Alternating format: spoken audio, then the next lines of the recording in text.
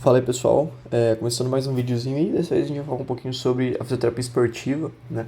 E vamos relembrar alguns conceitos aí que a gente viu ao longo desse semestre, né, dentro dessa temática, tá? Então a primeira coisa, quando a gente pensa no fisioterapia esportiva, né, no fisioterapeuta esportivo, a gente precisa lembrar do papel desse personagem ali dentro do esporte, tá? Então, há muitos anos atrás, né, quando a gente falava de fisioterapia, o pessoal associava sempre ao processo de tratamento da lesão. Então, o atleta se lesionou, ele vai lá para o DM e vai tratar, né, com o fisioterapeuta. Hoje em dia, a gente tem uma importância muito maior da fisioterapia no processo de prevenção de lesões. Por quê? Os clubes começaram a entender que prevenir a lesão é muito melhor do que eu tratar a lesão, né? Então, é uma forma de eu reduzir o tempo que os atletas ficam afastados de treinamento e jogos e também reduzir muitos gastos, muitos custos relacionados a esse processo de reabilitação, tá? Então, a gente não consegue prevenir 100% das lesões, mas a gente consegue diminuir muito a prevalência de várias lesões, né, com uma estratégia de prevenção adequada, beleza? Além da prevenção de lesão, a gente também realiza o tratamento, né, o processo de reabilitação do atleta. Então, uma vez que o atleta tem uma lesão, né, a gente vai reabilitar esse atleta e preparar ele para retornar ao esporte de uma forma segura. E ao longo, né, do tempo a gente vai fazer um monitoramento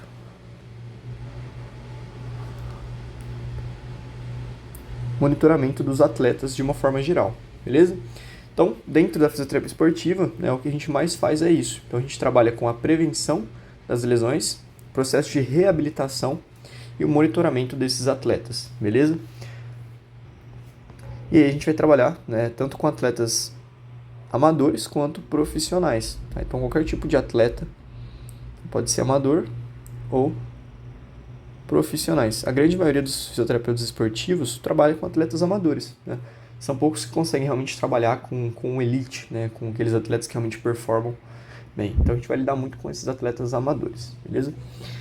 E aí dentro disso, né, dentro desse papel, a gente precisa entender um pouquinho sobre a lesão, né? Então o que é a lesão? E aí a gente vem evoluindo muito nesse entendimento também, tá? Então, antigamente, a gente tinha uma visão que a gente chama de visão linear dessas lesões, tá?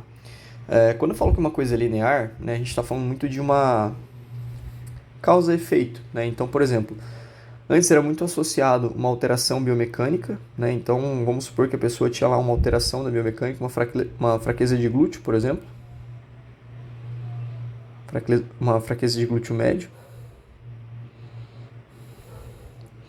E aí, por causa disso, né, eu associava que ela teve o LCA. Então, a pessoa que rompeu o LCA, ela rompeu o LCA porque ela tinha uma fraqueza de glúteo médio, né?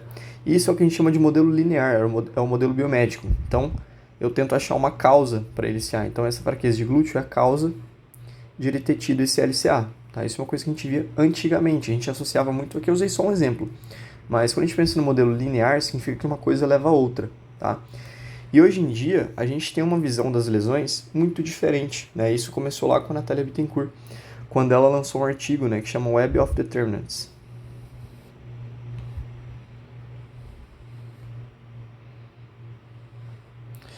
E esse artigo, ele fez muito sucesso no mundo inteiro, né? É um dos artigos mais citados aí, quando a gente fala de lesão, justamente porque ele trata as lesões como sendo sistemas complexos, né? Então, a partir desse artigo, a gente começa a entender as lesões como sistemas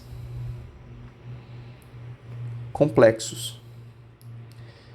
E aí eu vou colocar uma imagenzinha que eu peguei do artigo para a gente entender melhor. Bom, então essa imagem é a que eles trazem no artigo original, né? Então o que seria isso aqui? Tá? Isso aqui são... a gente tem aqui A, uma lesão de LCA, e B, a mesma lesão de LCA. E a gente tem vários padrões emergentes. Padrões emergentes são fatores que vão surgir, né, e podem relacionar com essa lesão, beleza? E aí, basicamente, né, se a gente for olhar aqui embaixo, nessas bolinhas pintadas aqui, né, a gente tem que, para duas lesões de LCA, a gente vai ter diferentes fatores, né? Então, tem um em azul, outro aqui em vermelho. Então, por exemplo, essa pessoa aqui que está em A, né, essa lesão, né, de LCA que está em A, está relacionado com fraqueza de músculos do quadril, um joelho em valgo dinâmico, um evento que incidiu ali, um mecanismo, né, enfim, um desalinhamento ali dos pés. Então a gente tem várias coisas que levaram a essa lesão, né? E aqui a gente está falando de um esporte, por exemplo, aqui no basquete, tá? Só que a gente também tem LCA, por exemplo, no balé. Tá? E aí dentro desse balé vão ser outras coisas que vão levar a essa lesão. Então a gente tem aqui fadiga, né, a incidência ali do evento, o nível de atenção e ansiedade, né, que essa atleta do balé estava tendo. Então são fatores que levam a essa lesão. Então quando a gente pensa nesses sistemas complexos, nada mais é do que uma rede de fatores que influenciam em uma lesão. Tá? Então a gente tem várias determinantes, várias coisas que vão gerar essa lesão, beleza? Então a gente tem aqui, a gente pode resumir assim, né? Então eu tenho vários fatores que interagem uns com os outros, vários fatores que interagem e levam à lesão, tá? Então, hoje em dia, quando a gente tem uma lesão, por exemplo, um LCA, não dá para eu dizer, né, a gente pelo menos tenta não fazer isso, não dá para eu associar essa lesão com uma causa específica, né? Eu não posso associar essa lesão, por exemplo, somente a um valgo dinâmico aqui do joelho, ou somente a fraqueza de músculos do quadril, né? Então, a gente tem vários fatores, a gente tem a fadiga, o sexo, né? Quem sabe que no LCA a gente tem as mulheres sendo, por exemplo, tendo risco maior de lesão por fatores biomecânicos, a capacidade, né, neuromuscular, uma lesão de LCA prévia, né? Então tudo isso vai influenciar nessa relesão, nessa lesão do LCA, beleza? Então basicamente é isso, tá? Esse é um conceito interessante para a gente tentar entender, né, e aplicar ele mesmo, enfim, dentro da nossa prática. Bom, em relação ainda às lesões, a gente tem dois tipos de lesões, né, se a gente fosse classificar ali, tá? Então em relação aos tipos de lesões que a gente vai ter. A classificação que a gente usa, de modo geral, né, é em lesões traumáticas. A gente tem as lesões, vou colocar em letra maiúscula. A gente tem as lesões traumáticas. E a gente tem também as lesões que vão acontecer por overuse.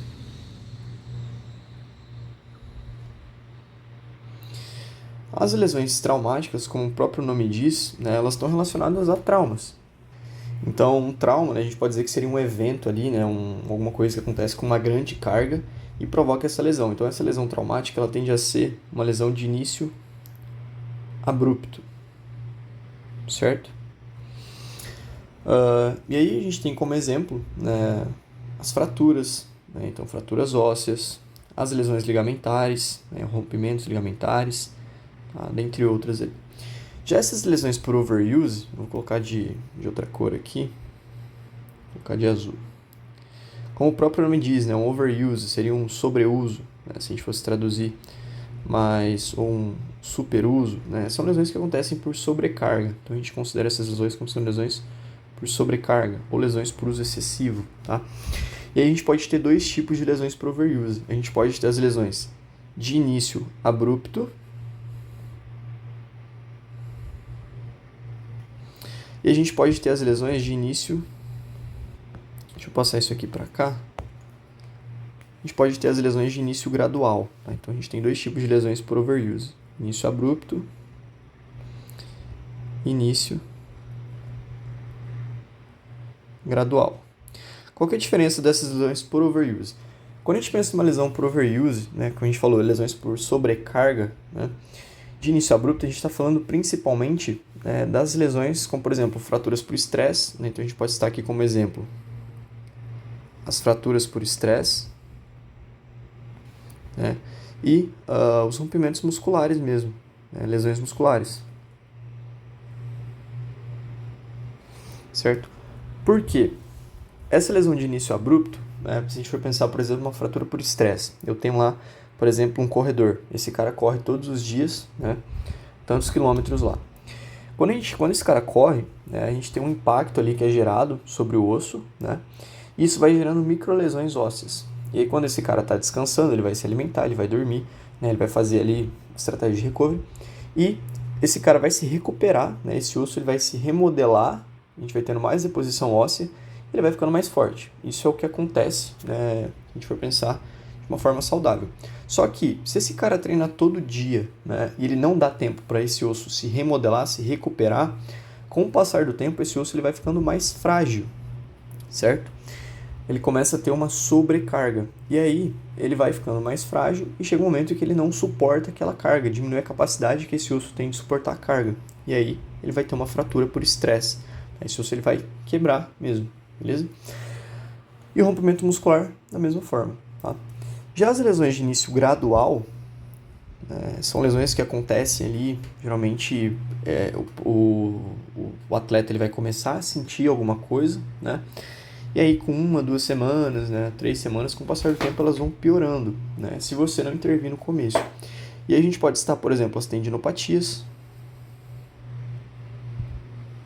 né, as inflamações ali, então, tendinite, bursite, né, tudo que tem it, tudo que tem inflamação, epicondilite, né, e as patologias que vão afetar os tendões, porque geralmente elas estão relacionadas a uma sobrecarga também, né, excessiva ali, acúmulo ao longo do tempo. Tá? Então essas lesões de início gradual elas vão surgir com o passar do tempo, e de início abrupto são essas que vão acontecer ali, né, de uma forma meio que aguda, só que elas estão relacionadas a um acúmulo de estresse, né, e uma diminuição da capacidade de recuperação aí desse atleta, beleza? E aí, quando a gente pensa nessas lesões, a gente também tem uma balancinha, né, que é importante a gente falar dela, né? Então, ainda falando sobre essas lesões, deixa eu voltar isso aqui para cá, diminuir essa imagenzinha. A gente tem uma coisa que a gente chama de capacidade de demanda. Então, isso aqui de um lado a gente tem a capacidade, e aqui a gente tem a demanda. Quando a gente fala desse conceito de capacidade de demanda, né, eu gosto de usar o exemplo do copo, né? Então imagina que eu tenho um copo, eu tenho uma torneira aqui, certo? Esse copo está relacionado com a capacidade que esse atleta tem. E que a torneira está relacionada com a demanda. E a gente pode usar, por exemplo, a demanda de treino. Tá? O que acontece? Com o treinamento, a gente tem uma demanda, né? E essa demanda, ela vai fazendo o quê? Ela vai enchendo esse copo, né? Isso aqui é a capacidade do atleta. Se eu tenho uma demanda muito alta, né, e a capacidade desse atleta não é suficiente para suportar aquela demanda, o que vai acontecer? Esse copo ele vai enchendo e uma hora ele vai transbordar. Tá?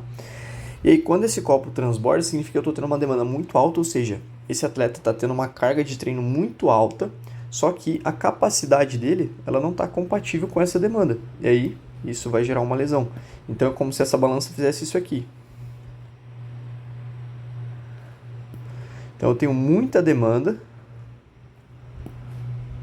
para uma capacidade reduzida. E isso aqui é o que vai gerar essa lesão também. Beleza? Então a gente, como fisioterapeuta, uma das coisas que a gente faz a fim de prevenir essas lesões é o que a gente chama de controle de carga, né? Então a gente vai adequar essa demanda à capacidade do atleta. E aí com o tempo, né, quando a gente faz com que o atleta tenha uma demanda que ele consegue, que está dentro da capacidade dele, né, o correto é o que? É isso, né? Então o atleta tem uma carga ali na demanda, né? Com o passar do tempo, essa capacidade vai aumentando, então o copo dele vai ficando maior. E aí, quando o copo fica maior, ele consegue aguentar uma demanda de treinamento maior, certo? Sem que tenha lesão, beleza? Então, basicamente é isso. Eu acho que assim a gente fecha esse conceito de lesão, né? Então, a gente falou um pouquinho sobre a complexidade das lesões. Então, quando você, né, for pensar em uma lesão, principalmente dentro do esporte, a gente pensa que a lesão ela demanda de um sistema complexo, então a gente tem várias coisas que influenciam. A gente tem dois tipos de lesões principais, né, que são as lesões traumáticas e as lesões por overuse, certo? E aí a gente tem esse conceito de capacidade de demanda, né, para a gente entender também essa questão de controle de carga e as lesões.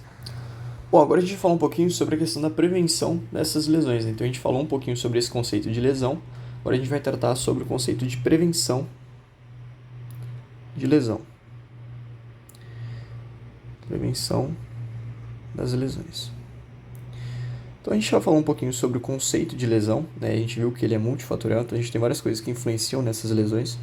Agora, como que a gente pode fazer para prevenir essas lesões nesses atletas? Então, quando a gente pensa na prevenção das lesões, existem algumas coisas, alguns passos que a gente precisa seguir, né, visando esse objetivo. Tá? Então, só dando uma relembradinha aqui, a gente viu que a lesão ela é uma coisa complexa, né? Ela envolve aquela balancinha de capacidade e demanda,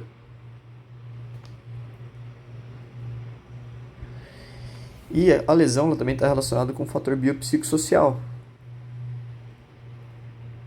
né? Então, ela vai afetar todas essas esferas aí, tanto biológica, né, que seria questão estrutural, quanto psico, né, como que o paciente vai lidar com essa lesão, ou o quanto o psico pode favorecer uma lesão, e aspecto social e entra socioeconômico, né, o acesso que ele tem ali a recursos para tratar essa lesão, para prevenir essa lesão, entre outras coisas. Tá? Então, pensando na prevenção das lesões, né, a gente precisa conhecer algumas coisas. Então, primeiro, quando a gente fala dessas lesões, a gente tem vários fatores associados à lesão. Então, quando a gente pensa nessa lesão, a gente tem fatores associados, além daquilo que a gente já falou. Então, a gente tem fatores que a gente pode chamar de fatores intrínsecos,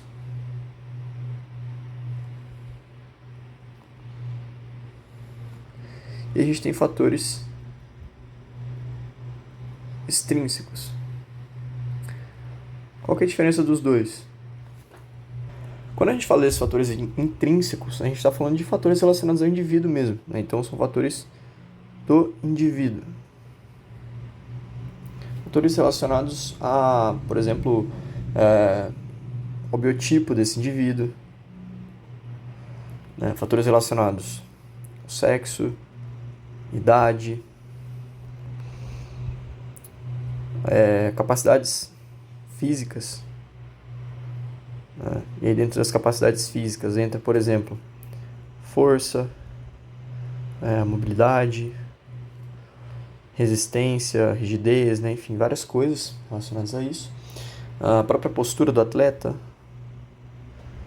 posição de jogo. Então, a gente tem que, em alguns esportes, né, existem posições que tendem a se lesionar mais do que outras, né? Então, por exemplo, no handball, os atletas que jogam no ataque tendem a se lesionar mais que as defesas, porque mudam mais de direção, tem mais saltos, enfim, né? A dominância. Então, tem várias coisas que influenciam.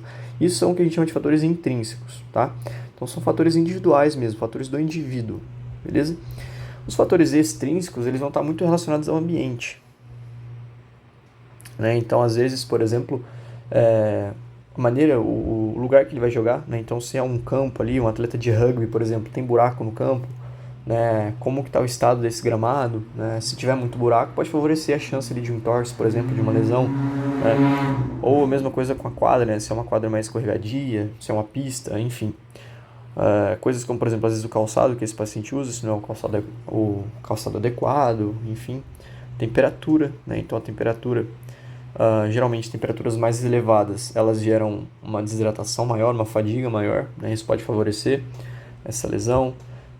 As demandas do esporte, né, entrariam como fatores extrínsecos, né? Então, as demandas do esporte, então, se é um esporte que tem muita mudança de direção, se é um esporte que tem muita desaceleração, aceleração, entre outras coisas aqui, tá? Então, basicamente são fatores que estão associados aí, né, a essa lesão, né? Fatores intrínsecos e extrínsecos, e a gente pode dizer que eles fazem parte desse sistema complexo ali também, beleza? Então, basicamente é isso, mais questão de conceito mesmo, tá? E aí, beleza. Para a gente fazer essa prevenção de lesão, a gente tem, primeiro, né, que avaliar esses atletas. A gente precisa fazer uma avaliação. Por que uma avaliação? Da avaliação, a gente vai identificar o que a gente chama de fatores de risco.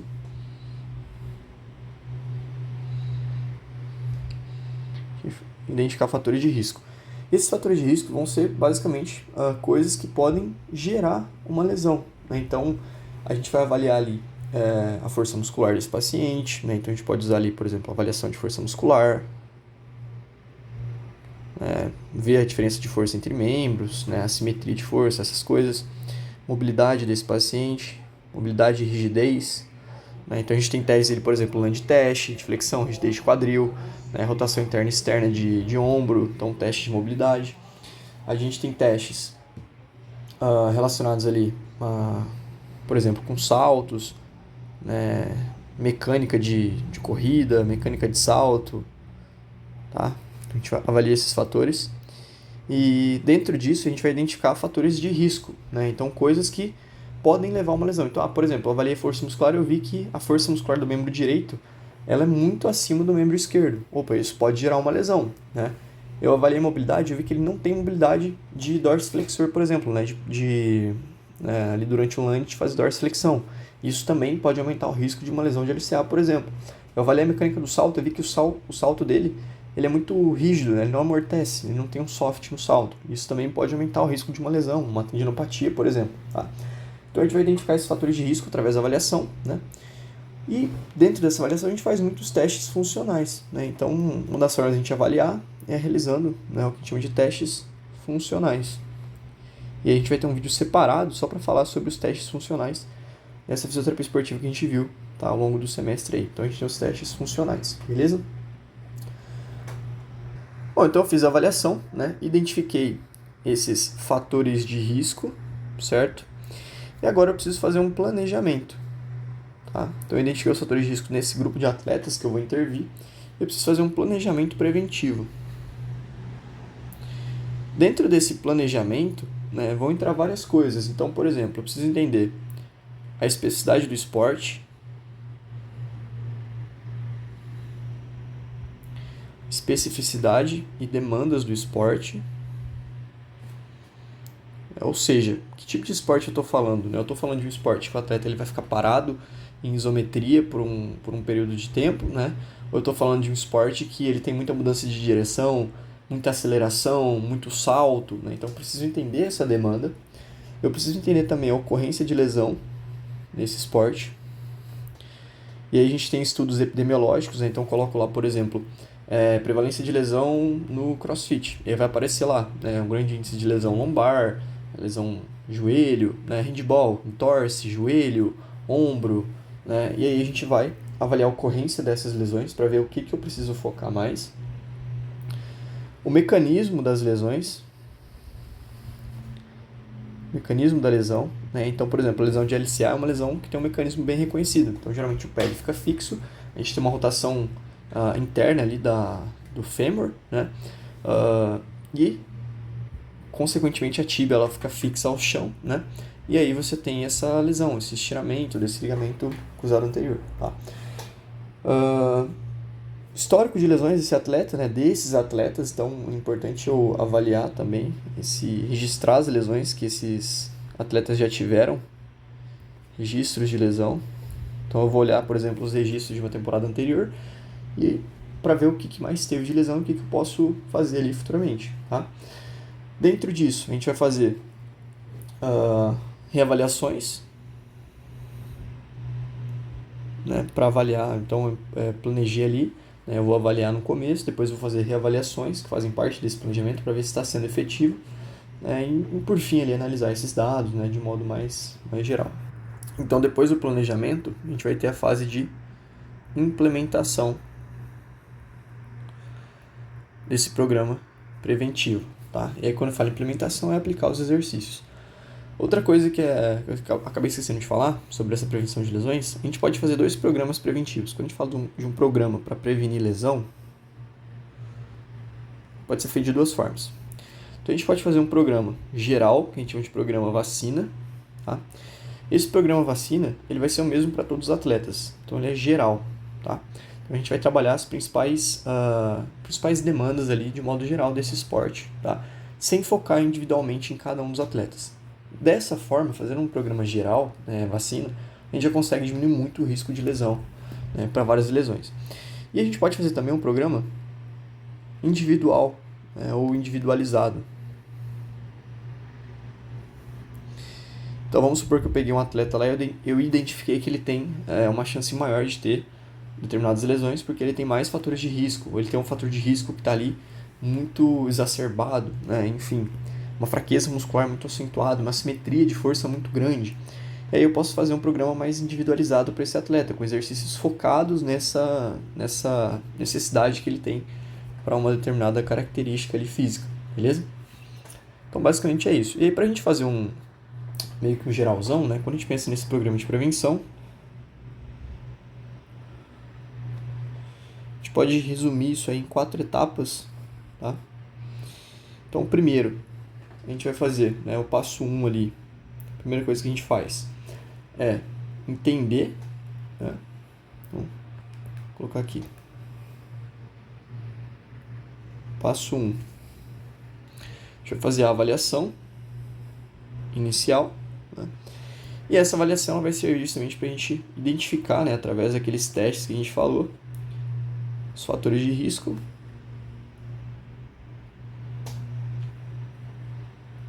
e os déficits aí que a gente vai encontrar nessa determinada amostra de atletas. Déficits nos testes, beleza? Essa é a primeira coisa que a gente faz. Depois, uma vez que eu avaliei, eu vou fazer o passo número 2, que é planejar.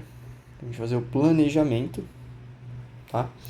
E aí eu vou buscar dados relacionados à epidemiologia, né? Então as lesões nesse esporte, prevalência de lesões, então epidemiologia e prevalência, para eu entender quais são as lesões desse esporte, entender quais são as demandas, né? Eu vou levar em consideração esses fatores de risco também, né? E aí a partir disso eu vou elaborar um programa preventivo. Tá? Esse programa preventivo ele vai ter exercícios. Então, que tipo de exercícios? Vários exercícios. Eu posso colocar exercícios de força, exercícios para melhorar a estabilidade, exercícios de mobilidade, né? Enfim, de acordo com a demanda, né? E com aquilo que eu sei sobre o esporte. E por fim, a implementação desse programa. Tá? É importante que, quando a gente pensa no programa de prevenção de lesão, esse programa ele precisa ser aderido, ele precisa ter aderência, ou seja, os atletas precisam realizar. Né? E aí, quando a gente fala de implementação, a gente está falando da execução desse programa, então os atletas realmente realizarem os exercícios, né, de uma forma contínua, né, ter uma aderência, né, então a aderência dos atletas, e aí eu preciso estabelecer um cronograma, então, por exemplo, eu vou fazer, 2 vezes por semana, por um período de 12 semanas. Né? E aí no final a gente vai fazer o quê? Reavaliar. Eu reavalio. Pô, melhorou? Não melhorou? O que eu preciso mudar agora? Tá? E por aí vai. Então assim, essa ideia dessa primeira aula é só a gente ter uma ideia meio geral mesmo. Tá? Então a gente falou um pouquinho aí, só relembrando, sobre o papel da fisioterapia esportiva, falou um pouquinho sobre esses conceitos relacionados à lesão e deu um geralzão aí sobre a prevenção da lesão. Né? Então a gente sempre avalia, identifica os fatores de risco através daqueles testes funcionais, a gente planeja um programa de prevenção, né? Pensando no esporte, nas demandas desse esporte, na especificidade, né? E a gente implementa, né? Fazendo com que os atletas executem e tenham uma aderência a esse programa, tá?